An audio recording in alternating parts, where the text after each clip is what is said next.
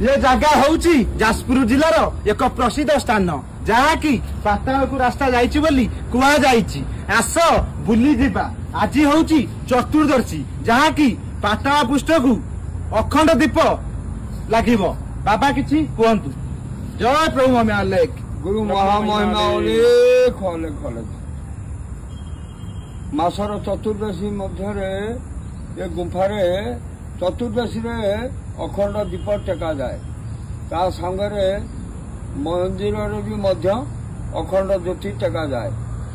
प्रत्येक मासरे चतुर्दशी रे अखंड दीप टेका जाए बोली महापुरुष महिमा स्वामी कही जाइछन्ति।